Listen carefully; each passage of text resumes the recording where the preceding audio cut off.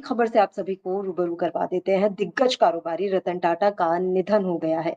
मुंबई के breach candy अस्पताल में उन्होंने अंतिम सांस ली है। रतन टाटा को चेकअप के लिए अस्पताल में भर्ती कराया गया था, जिसके बाद उनकी हालत बिगड़ती चली गई। अब उनके निधन की खबर सामने आई है और उनके निधन की खबर सुनते ही पूरा देश इस समय शोक में डूबा हुआ है। इस वक्त की बड़ी खबर हम आपको बता रहे हैं। दिग्गज कारोबारी रतन टाटा का निधन हो गया है। उनकी तबीयत खराब थी और तबीयत खराब के चलते उन्हें अस्पताल में भर्ती कराया गया था, जिसके बाद अब उनके निधन की खबर सामने आ रही है।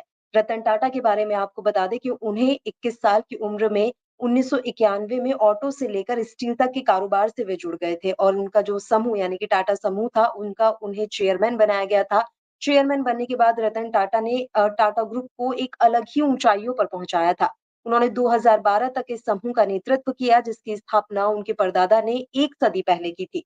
1996 की बात करें तो 1996 में टाटा ने telecom company Tata Teleservices की भी स्थापना की और 2004 में टाटा कंसल्टेंसी सर्विस को मार्केट में लिस्ट कराया था। रतन टाटा के नाम पर बहुत सारी उपलब्धियां हैं। इसके अलावा चेयरमैन पद से हटने के बाद टाटा को Tata Sons, Tata Industries, Tata Motors, Tata Steels और टाटा केमिकल्स के मानद चेयरमैन की उपाधि से सम्मानित किया गया था। अगर हम कारोबार से इतर उनके बारे में बात करें तो वो एक नेक और दरियादिल इंसान थे, अरबपति कारोबारी और बेहद दरियादिल इंसान।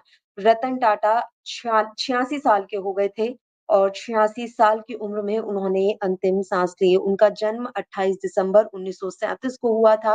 वे साल 1991 से लेकर 2012 तक टाटा ग्रुप के चेयरमैन रहे और इस दौरान उन्होंने बिजनेस सेक्टर में कई कीर्तिमान स्थापित करते हुए देश के सबसे पुराने कारोबारी घरानों में से एक टाटा समूह को बुलंदियों तक पहुंचाया था। रतन टाटा की शख्सियत को देखें, उनकी शख्सियत के बारे में अगर बात करें तो वो सिर्फ एक बिजनेसमैन ही नहीं थे, बल्कि एक सादगी से भरे नेक और दरियादिल इंसान थे। लोगों के लिए आदर्श और प्रेरणा स्रोत भी है। वे अपने समूह से जुड़े छोटे से छोटे कर्मचारी को भी अपना परिवार हमेशा से मानते रहे और उनका ख्याल रखने में कभी भी उन्होंने कोई कोर कसर नहीं छोड़ी। इसके कई उदाहरण भी सामने हैं कि किस तरीके से वो अलग-अलग त्योहारों पर अपने कर्मचारियों को गिफ्ट देते थे।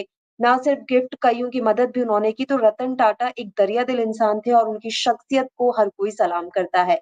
अब जब उनके निधन की खबर सामने आई है तो पूरी ना सिर्फ कारोबार इंडस्ट्री में बल्कि पूरे देश में इस समय शोक की लहर है और हर कोई उनके निधन पर दुःख जता रहा है। उन्हें अस्पताल में भर्ती कराया गया था क्योंकि उनकी तबीयत ठीक नहीं थी, जिसके बाद उनकी हालत बिगड़ती चली गई। अस्पताल में जैसे ही उन्हें एडमिट कराया गया, उन्हें ब्लड प्रेशर में अचानक गिरावट के बाद जो है मुंबई के ब्रीच कैंडी अस्पताल में भर्ती कराया गया था। बाद में उनकी तबीयत जो है अचानक काफ़ी ज़्यादा बिगड़ गई थी, जिसके बाद उन्हें आईसीयू में ट्रांसफ़र कर दिया गया, जहाँ उनका निधन हो गया है। तो ये बड़ी खबर सामने आ रही है।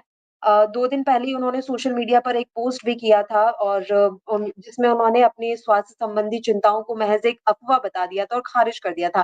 7 अक्टूबर की हम बात कर रहे हैं। 7 अक्टूबर को सोशल मीडिया पोस्ट में उन्होंने स्वास्थ्य संबंधी चिंताओं को जो है अफ़वाह बताकर ख़ारिज कर दिया था और अपने फ़ॉलोवर्स और प्रशंसकों को बताया था कि चिंता की कोई बात नहीं है और वह उम्र संबंधी चिकित्सा स्थितियों के लिए अपनी पूरी जाँच करा रहे हैं। लेकिन आज बीपी की उन्हें प्रॉब्लम हुई, जिसके बाद उन्हें अस्पताल में भर्ती कराया गया और अब उनके निधन की खबर सामने आ रही है। उन्हें ब्लड प्रेशर में अचानक गिरावट के बाद मुंबई के ब्रीच कैंडी अस्पताल में भर्ती कराया गया था। तो ये बड़ी जानकारी हम आपको दे रहे हैं। टाटा ग्रुप के चेयरमैन रतन टाटा का बुधवार को निधन हो गया। उन्हें सोमवार को उम्र संबंधी बीमारियों के चलते अस्पताल में भर्ती कराया गया था। इसके बाद उनके जो हालत है उसके खराब होने की खबर सामने आई थी और अब देर शाम होते-होते उनके निधन की खबर सामने आ रही है, जिसके बाद से पूरे देश में इस समय शोक की लहर है।